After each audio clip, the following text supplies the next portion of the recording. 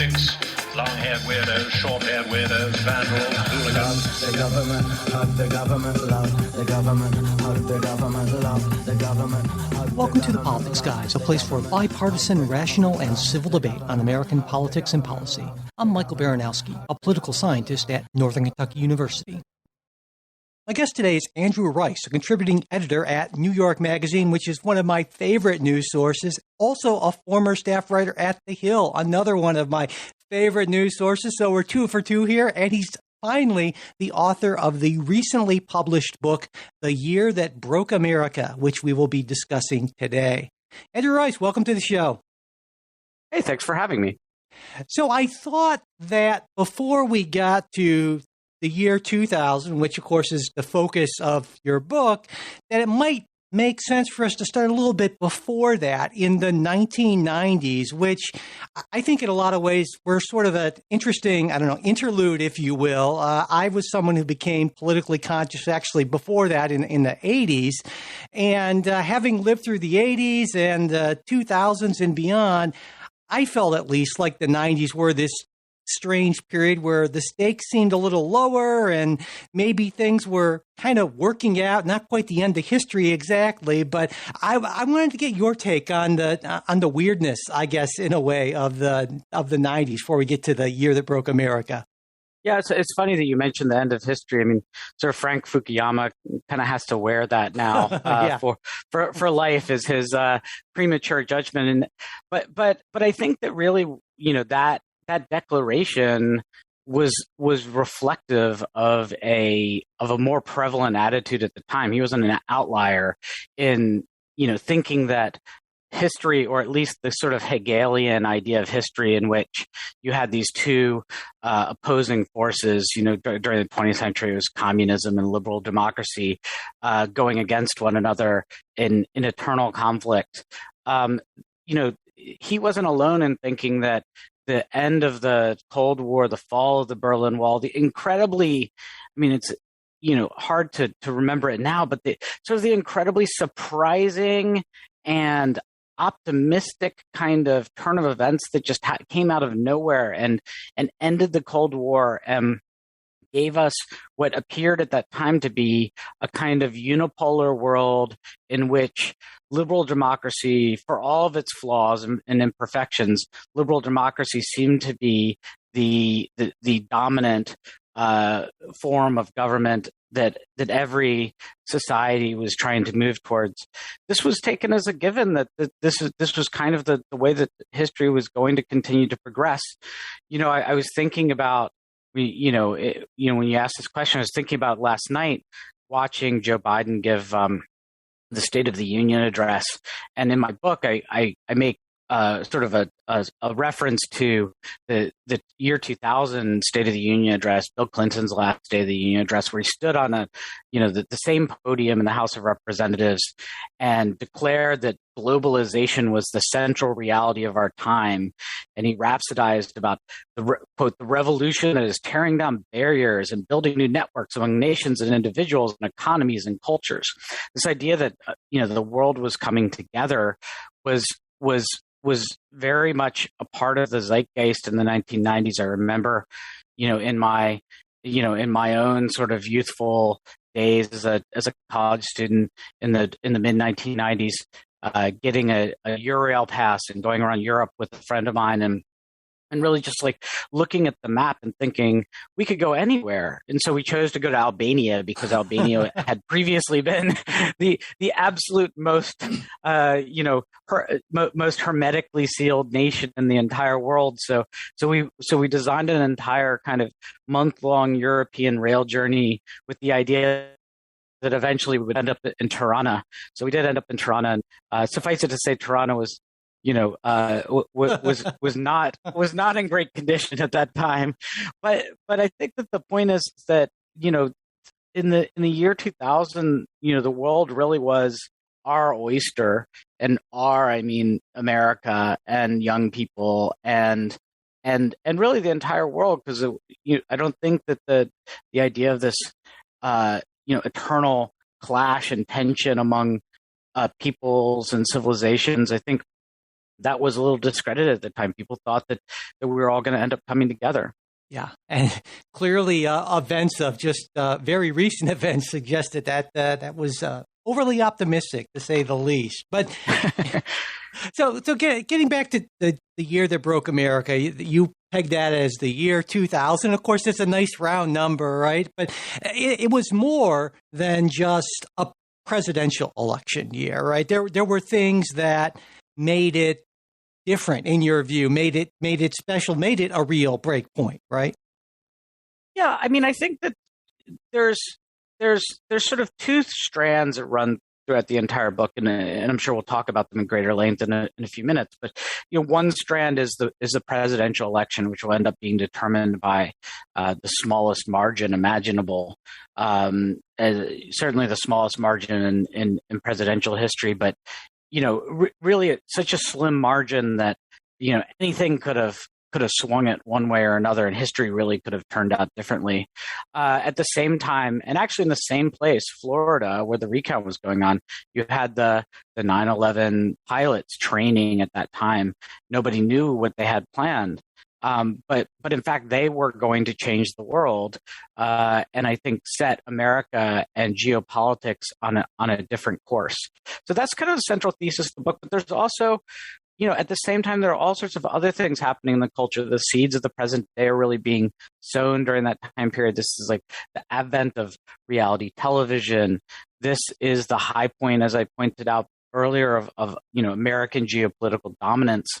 This was a time in which the U.S. had trillion-dollar surpluses, stretching far into the future, in which politics was considered to be kind of a low-stakes game, and that the Republicans and Democrats really had sort of converged, in a center position.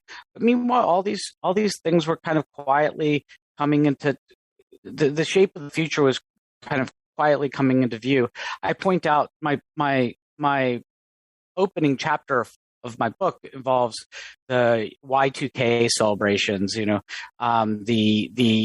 celebrations of December 31st, 1999, the passage of the world from one millennium into the next, which was this great moment of historical convergence.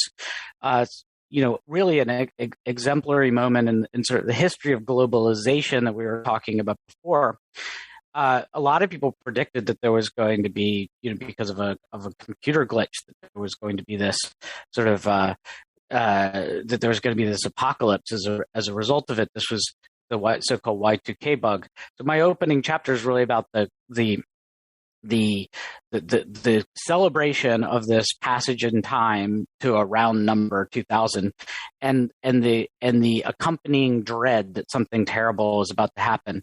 Now, I also point out that December 31st, 1999 ended up being historically significant for another reason, which is that December 31st, 1999 was the day that Boris Yeltsin in Russia shockingly announced that he was resigning and handing power to a little-known caretaker named Vladimir Putin.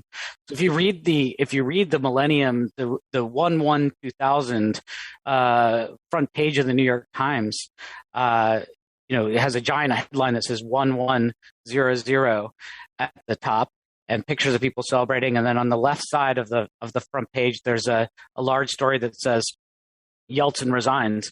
And I think now, in retrospect, we can say that this was a historically significant date for more reasons than just simply it was the flip of a couple digits to a round number. In fact, it opened a new geopolitical era. Absolutely. So when you say it was the year that broke America, in what, obviously that would suggest that America is in fact broken. In what sense do you see America is broken in the 21st century, maybe in ways that it wasn't prior to that?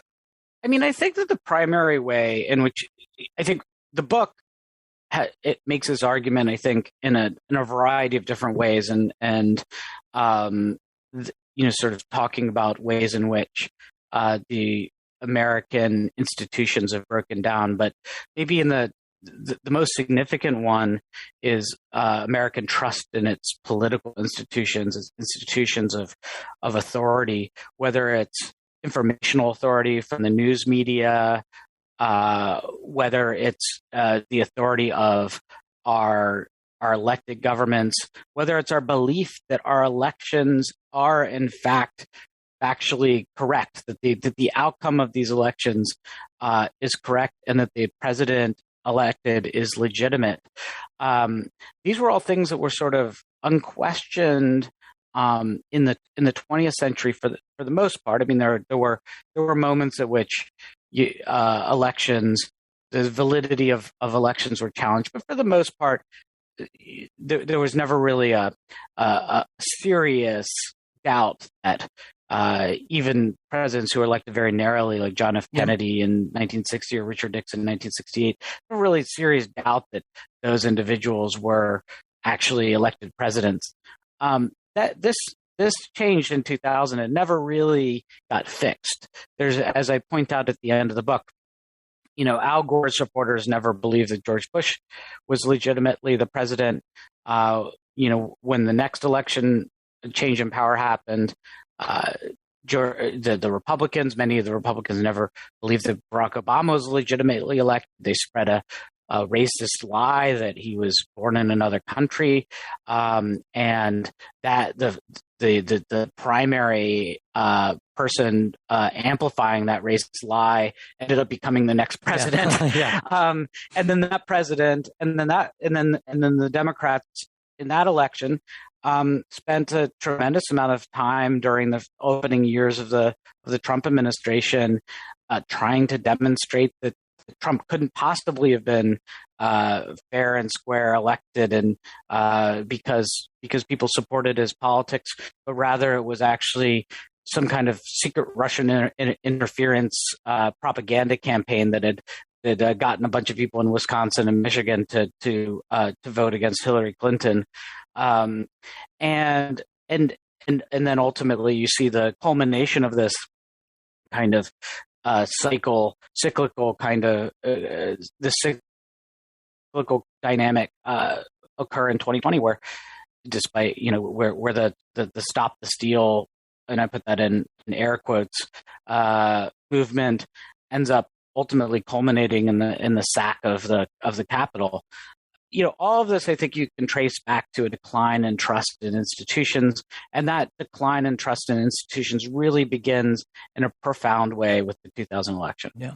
And I want to talk more about the 2000 election, but I think that's maybe the one thing that a lot of listeners would immediately think about when they think about 2000. But there's another story that happened that year. And to those of us who lived through it or were politically conscious, it was a huge deal. And I think probably a lot of folks today aren't really aware of the impact it had then. And the way you sort of weave it through the book in terms of the impact into the future as well. I want to talk a little bit about that. That's, of course, what I'm talking about, the Elian Gonzalez story. And so maybe you could give listeners just kind of a short summary of what that was all about and why it was such a big deal to so many people. Well, it's funny that you mentioned this because it's true of Elian Gonzalez, but it's true of all sorts of things that are in this book. We have this term, the memory hole, which is the place where history kind of goes to be forgotten. As in the present day, we're so fixated on our present day politics, it's sometimes even hard to remember what happened 2 years ago rather than 22 years ago.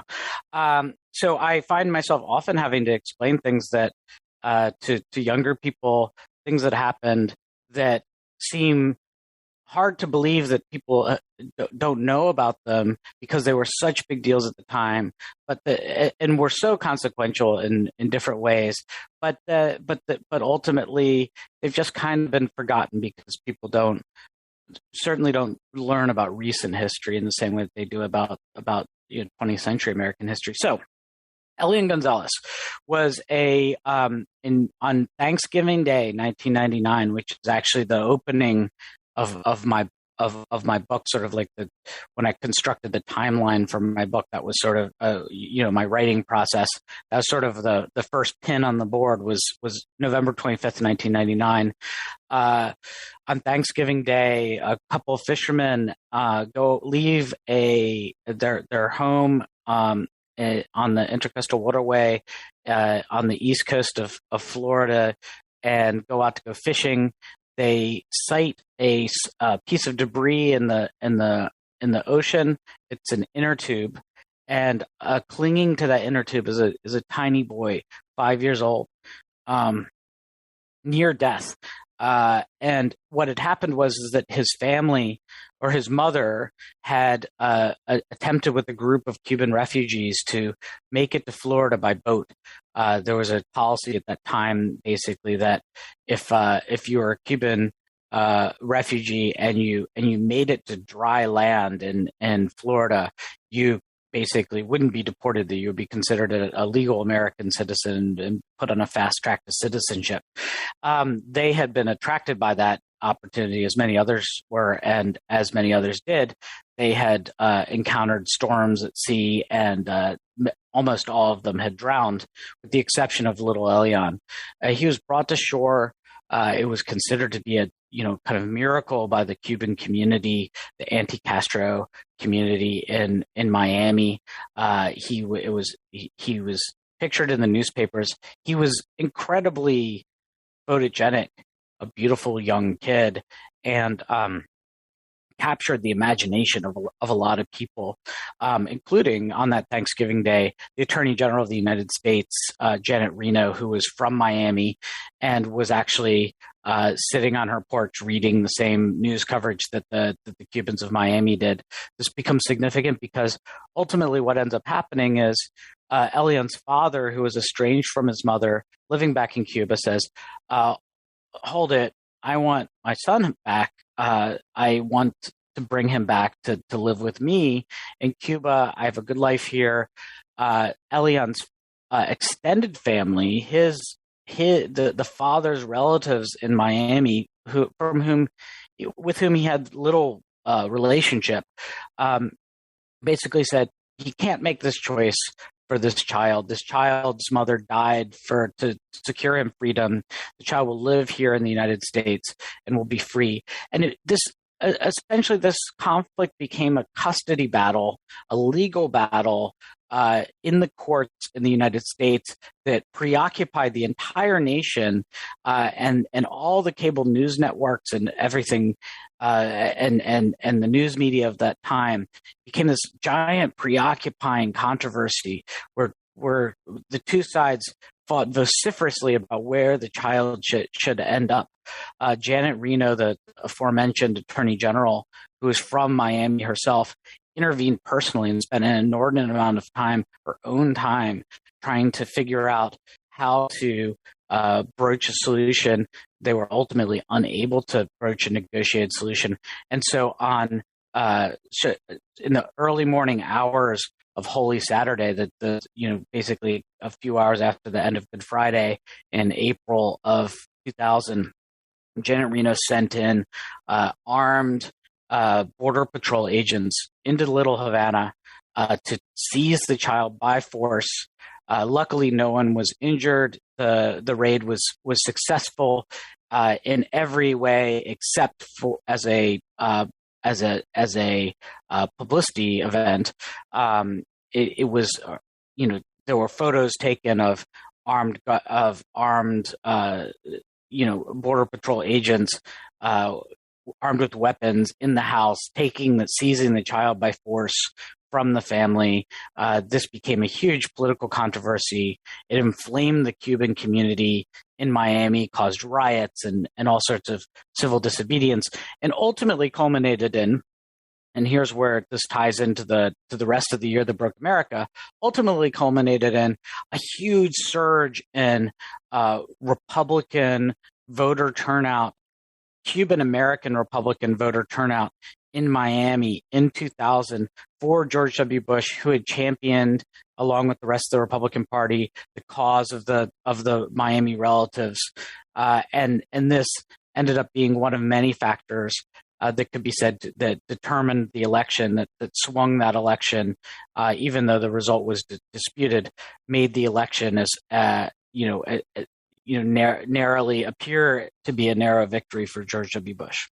Yeah, and I think that also when you were talking about that, the first thing that popped in my mind, those images are just kind of seared in my memory, certainly that you mentioned. And it also, I think, connects to what you mentioned earlier about that decline in trust in government. And certainly that inflamed an awful lot of people, as you pointed out. And this is something that we see the consequences of and the growth of even clearly to this day. I think that's true. And I also think that another thing, it was significant for a second reason, though, which was not just about government, but it was also a very significant event in media history, I would say, in terms of the way that this Elian Gonzalez controversy was covered.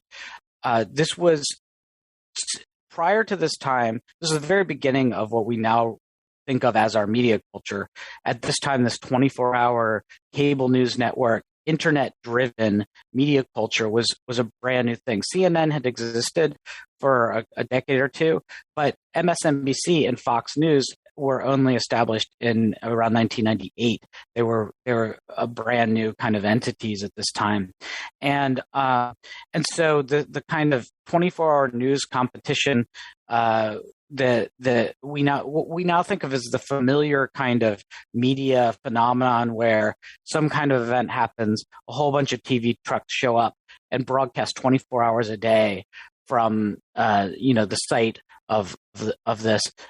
This was a new thing. I mean, they called it Camp Elian. There was basically a whole group of television news networks that just stood outside of this house in Little Havana for months on end and waited for something to happen, broadcast every little kind of twist and turn in the family's struggle. All of the members of the family became sort of what we would now recognize as kind of reality TV stars.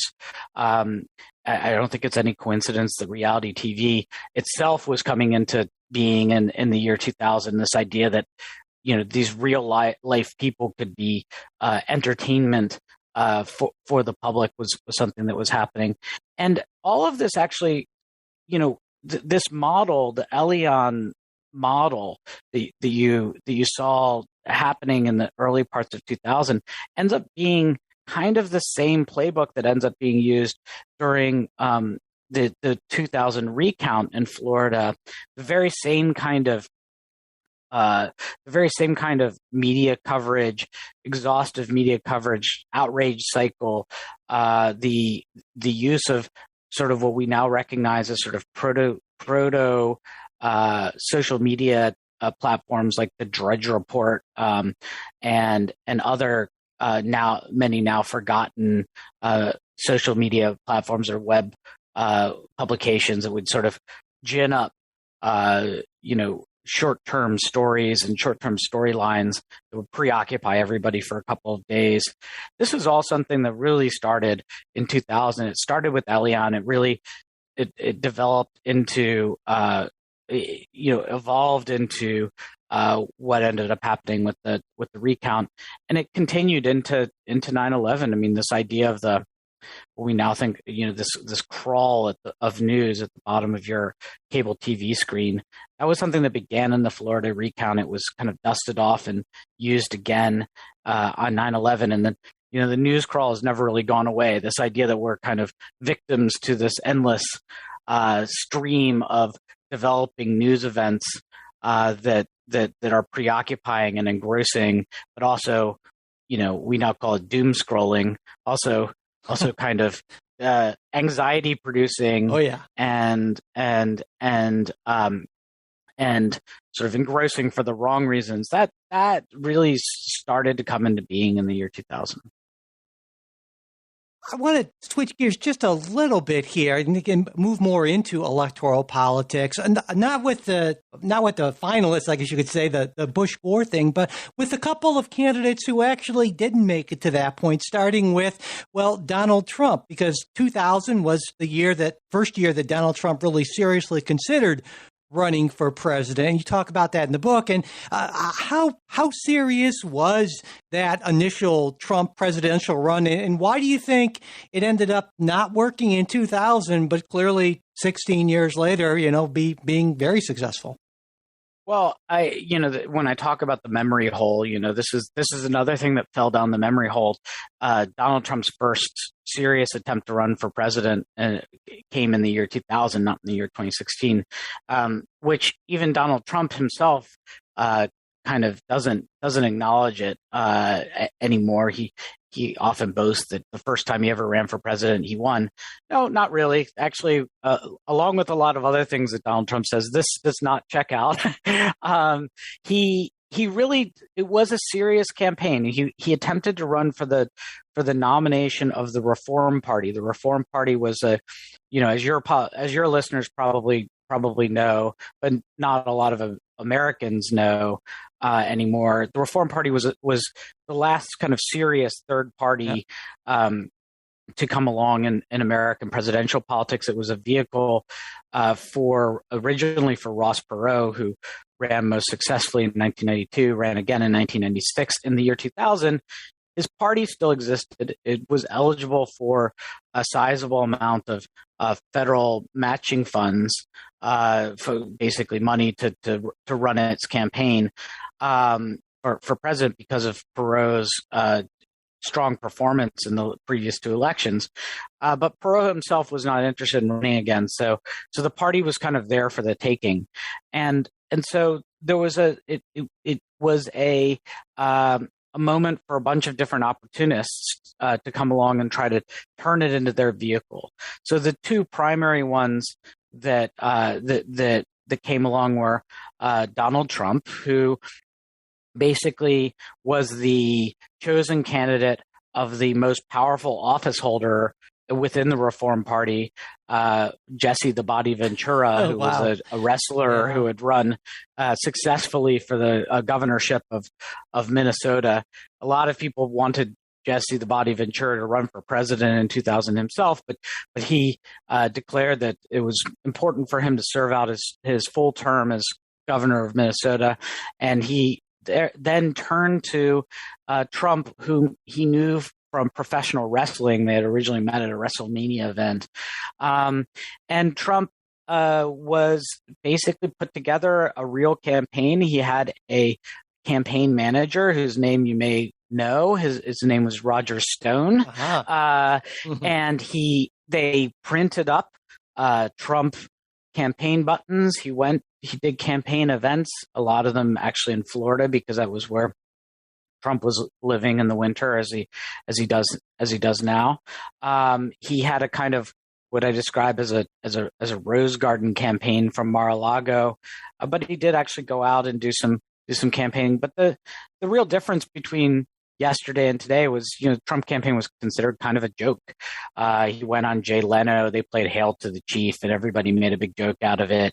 The only person who took Trump seriously at that time was really Trump. His primary opponent for the nomination was an individual your listeners also probably know his name, Pat Buchanan.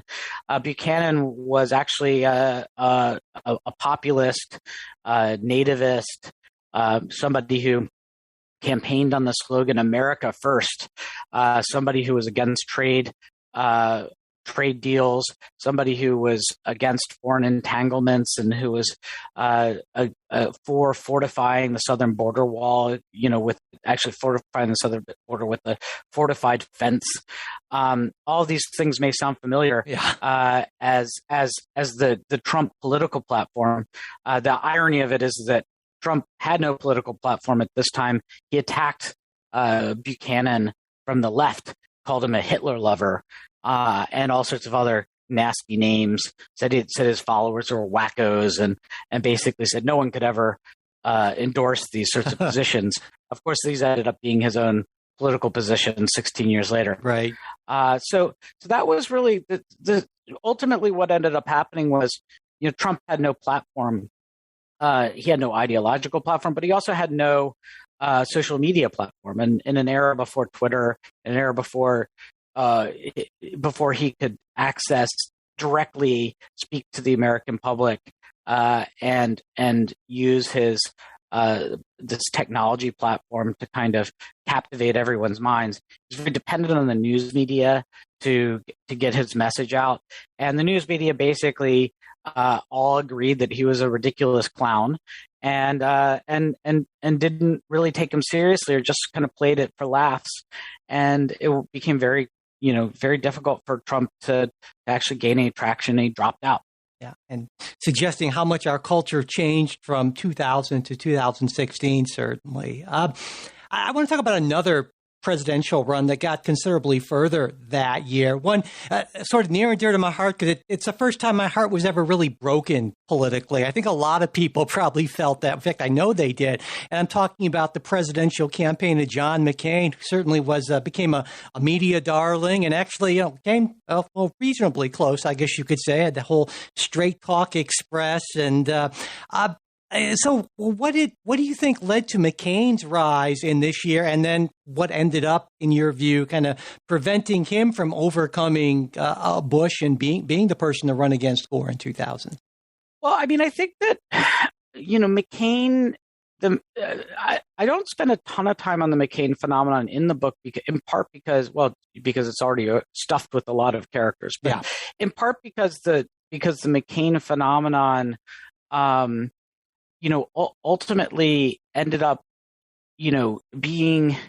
I do think it is an interesting historical phenomenon that, in some ways, it is a precursor to two different politicians, completely ideologically different politicians, but in part, I think the McCain 2000 campaign, you can see echoes of Trump's campaign. Yes, definitely. In the idea that we're going to throw the bums out in Washington. I'm going to be the guy who's going to talk straight to you. The Straight Talk Express. I mean, some of that straight talk, if you go back and actually read some of the things that John McCain was saying, some of it doesn't. Some of it would get him canceled today. I have to say, he was very much kind of ran on his authenticity, and was kind of captured a lot of people's imaginations because he didn't talk like a politician really was supposed to. He also, though, the other side of John McCain that I think is the precursor to something interesting is, he's also a precursor to Obama. I mean, in the sense that what he was able to do was inspire people across political lines, and especially independents. Ultimately, Obama ended up becoming an individual who I think it's fair to say was quite demonized by the Republicans, and ultimately, it's a little hard to remember now, but 2008 version of Obama was somebody who was able to talk to rural voters. He won in Iowa, even though he was a person of color and didn't fit any of the demographic kind of boxes that you'd imagine being attractive to Iowa voters. He had that era of like a fresh perspective, and somebody who could inspire people across political lines. Like the thing that John McCain had in that version of John McCain, in the 2000 version of John McCain, is that he was somebody that people wanted to vote for. He was somebody that people were excited about voting for. The people who liked him, like you, really liked him. It wasn't that they were voting out of anger, like as they were with Trump, although I guess it's fair to say there are some people who really, really love Trump. But in many cases, Trump voters are not so much enamored of Trump, but really just, kind of want to blow up the whole system, I think. In the case of Joe Biden, or Hillary Clinton for that matter, people who are Democrats like them, respect them perhaps. They don't necessarily feel a kind of warm and fuzzy feeling, about them. John McCain had that kind of special glow to him, especially in that year. He was just somebody whose character was so you know, his character, his story as a war hero, as a prisoner of war, was so captivating to so many people across political lines. I think, frankly, John McCain. One of the great counterfactuals is, what would have happened if Al Gore had picked John McCain as his running mate. There were some people who thought that maybe he might do that. There's some people who wanted him to run for the Reform Party nomination. There's some evidence that the McCain seriously considered it, running as a third party candidate that year. He decided to do neither. Because he thought that he probably had a future in the Republican Party, and of course he did. So he was the nominee in 2008. So it wasn't like he made the wrong decision there. But it would have been interesting to see what a kind of third party fusion candidacy in 2000 would have looked like. So before we get to that presidential election in Florida and the recount of that, the other big thread that runs through the book. Well, there are a lot. There's so much going on in the book. And it's almost, I should say to listeners that we're only just scratching the surface. It's just amazing. You mentioned all the characters and things and events. And definitely, I want to emphasize that we're only getting just a tiny bit of the richness in this book. But I wanted to talk about one other thread that runs through this, and this is terrorism. Because I think most Americans would say, well, terrorism, that's like a 9/11, so that's, after 2000. But throughout the book, you, I think, pretty clearly make an argument that really the precursor to that, the build-up to that, we could see this happening, or not, unfortunately, in 2000. And there's a lot going on here, but could you maybe hit what you see as sort of some of the key developments with that in the year 2000? Well, I mentioned at the beginning my timeline that, and this was like a literal timeline that I was a giant piece of paper that I tacked to the wall in my office, and put sort of significant dates on Post-it notes and kind of spread it out somewhat, somewhat maniacally across my office wall. So people would kind of come up and be like, "Oh, your book seems very elaborate here."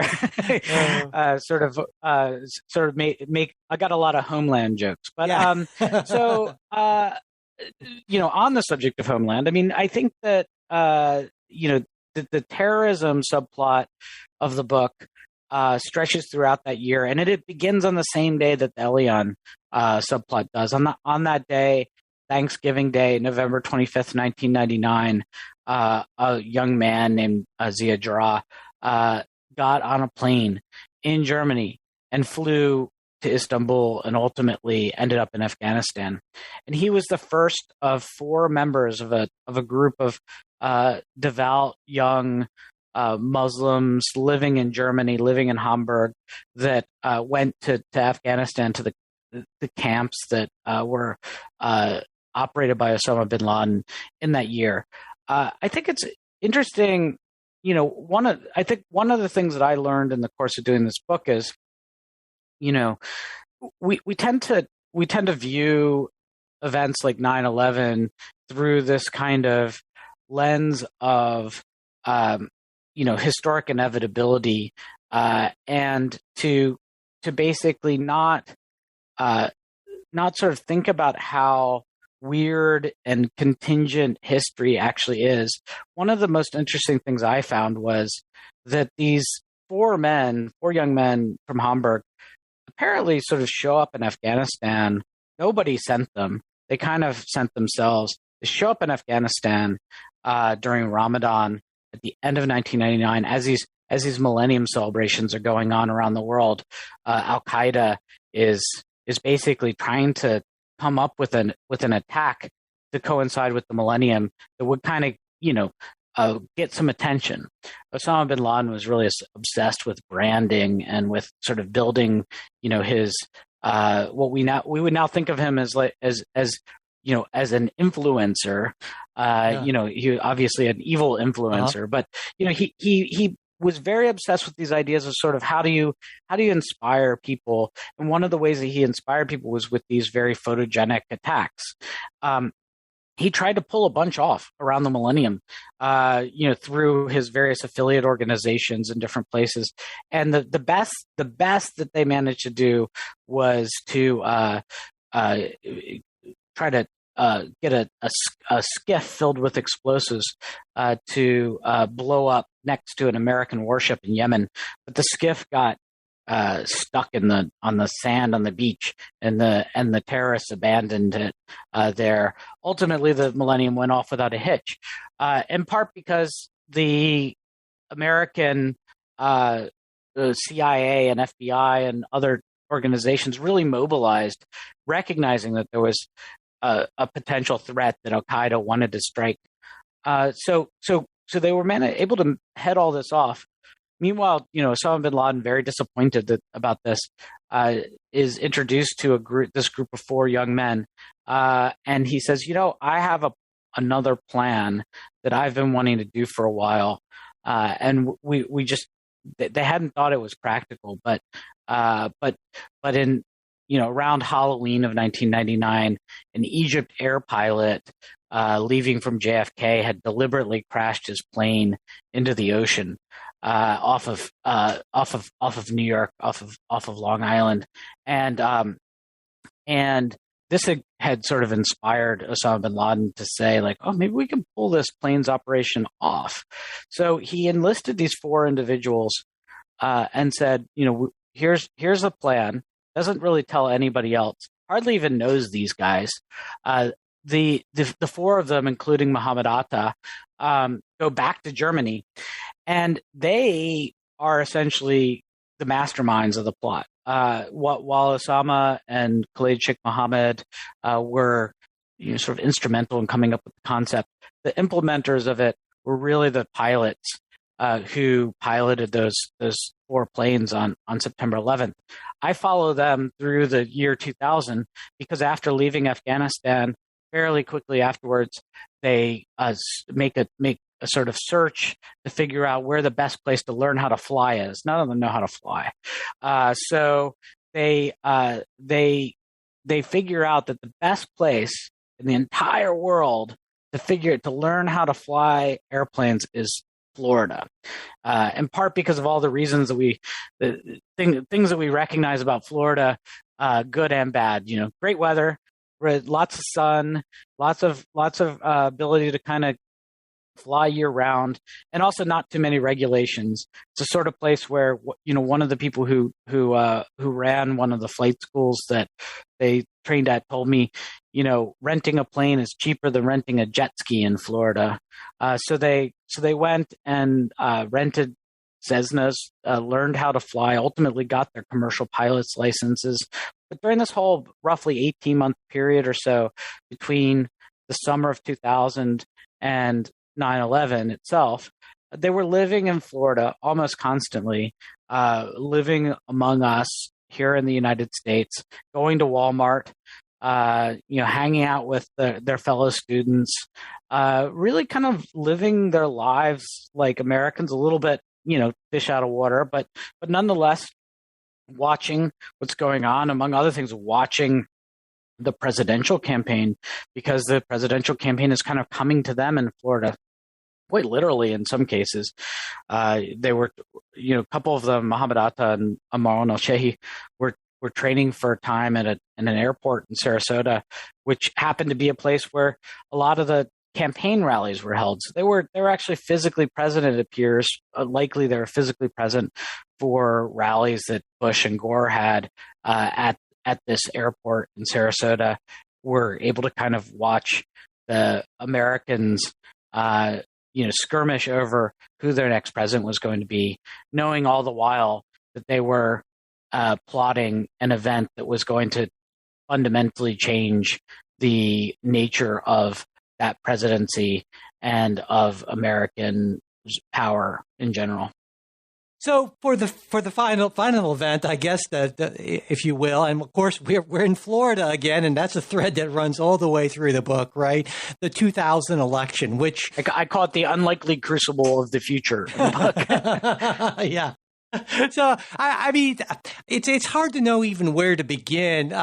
Living through it was just so bizarre because there was so much weirdness around this election. You do a great job going into all the details in the book, and I think that while people listeners, I'm sure, know that it was an incredibly close election, some of those details that surround it, just even reading, remembering through your writing, it just make me just go, wow. So what of all the weirdness and awfulness, what would you say stands out the most to you, and how do you kind of look at it, contextualize it? Well, this is one of those. So Bush v. Gore, we haven't really talked about Bush and Gore as characters, but it's kind of interesting because Al Gore, first of all, I think the portrait of George W. Bush in the book will make a lot of readers think again about George W. Bush. In this pre 9/11 period, he was really kind of a very different kind of politician in terms of how he presented himself to the public. Sort of a genial, convivial fellow that wasn't going to shake things up too much. Al Gore, on the other hand, was stiff, intellectual to a degree that it's a little hard to fathom now that he ever made it as far in politics as he did.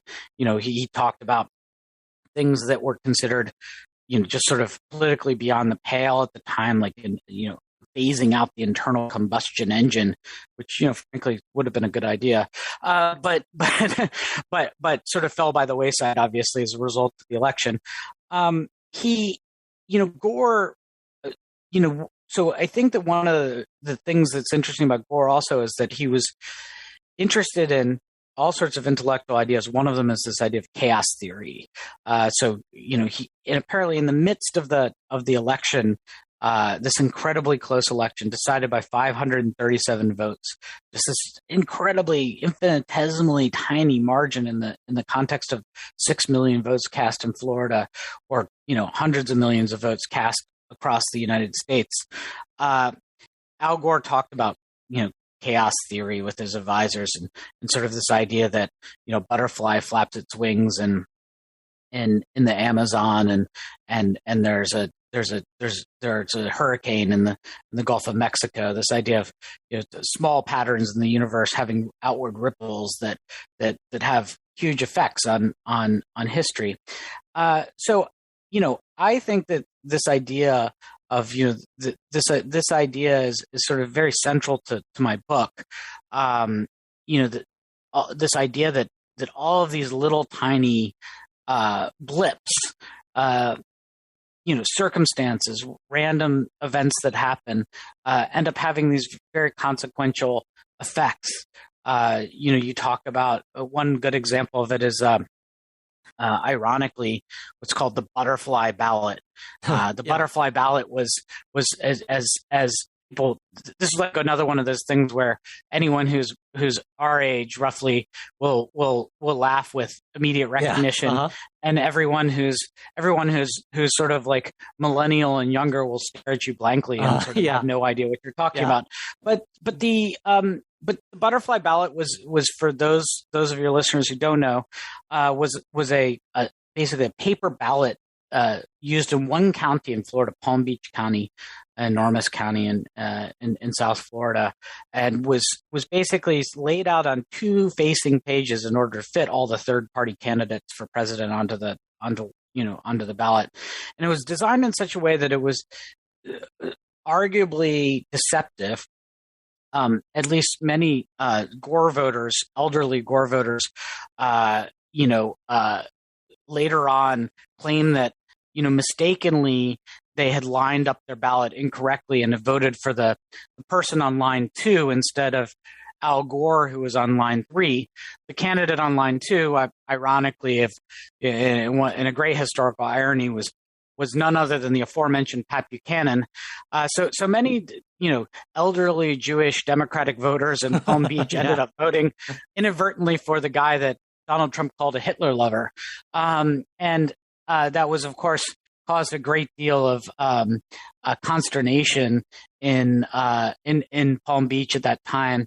Palm Beach became this, incredibly became the central place in which this recount battle, this battle to get many votes that were discarded, not just the butterfly ballot votes, but also votes that, because of faulty technology had not registered a vote for president. It's complex, and we don't have time to get into all of it. But there, for a variety of technical reasons, there were an astonishingly large number of votes that weren't recorded in that year, something like 170,000 in Florida that were invalidated for one reason or another. And many of them were in Palm Beach County. Palm Beach became the kind of like the center of the recount battle. So I say in the book, to go back to the butterfly analogy, the chaos theory, butterfly analogy, butterfly flaps its wings in the Amazon, and a hurricane, there's a hurricane in Texas, or, butterfly ballot flaps in Palm Beach County and bombs fall in Iraq. It's really, it's really amazing the degree to which history might have been different in any number of ways had just a tiny, tiny fraction of these votes, many of which we can presume based on their geographical distribution. Many of these invalidated votes ended up being salvaged and counted. And Al Gore had been elected president. History would have been very, very, very different. Yeah, definitely. So you as a journalist, of course, you focus on the present in your journalistic work, but you spent, for this book, what you mentioned, you're bored. You spent an awful lot of time going back and taking a look at, 2 decades, a little more than 2 decades ago. And so I'm very curious to kind of tie things up here.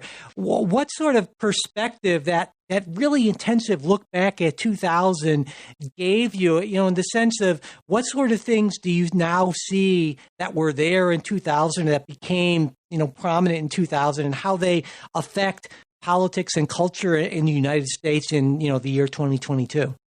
Well, I mean, I think the biggest one, that we haven't talked about so far is the rise of populism and the advent of what I kind of call conspiracy theory thinking. There's a character in the book that I kind of follow throughout the book named Chuck Carter, who's an AM talk radio host, who's he was a Y2K a doomsayer, but he also was a doomsayer about a lot of other things, including some things that ended up being right.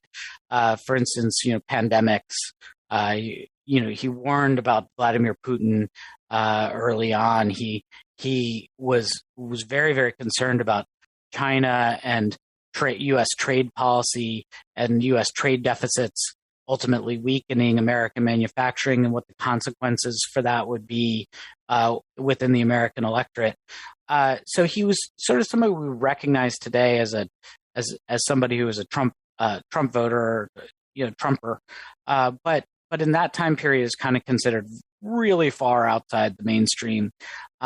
He was also a conspiracy theorist. He was somebody that, he thought in a way that it is now very familiar, and at that time was considered very, very marginal in politics. So I think the biggest thing that, you look back on is how different, how the advent of the sort of unfiltered media culture, unfiltered social media has really changed things, has changed the way people think, has changed the way information is assimilated into the political culture, has changed the way we all kind of get super preoccupied with one thing and have no attention span for other stuff. And I think that we see that with important things like, Ukraine is dominating the news right now, but we also see it with, all kinds of trivial matters that really aren't necessary, that come along and really aren't all that important, but ultimately for reasons no one can quite comprehend, end up dominating everyone's conversation and everyone's minds for a little while. So that's really like the major I would say that's sort of the major difference I noticed between then and now. The thing that was really kind of just starting to come into being then, and was likely to really profoundly change the world. I do want to end on one note, though, if we're wrapping up, which is that the other thing that I think is interesting in studying history is that we've had a kind of little bit of a downbeat conversation in the sense that, and the book, of course, is titled "The Year That Broke America," so it's my fault, right? But, yeah. But I think that one thing that I think that it's important to note is that things that are broken can also be fixed. Broken doesn't mean that things are broken permanently. I do think that that the fact that we've been there before, the fact that we lived through a time when suddenly in 1989, 1990, 1991, suddenly the world got better for reasons that no one kind of anticipated and that no one really saw coming. All of a sudden, things got better and the economy got better. The world kind of became a much more peaceful place for a little while.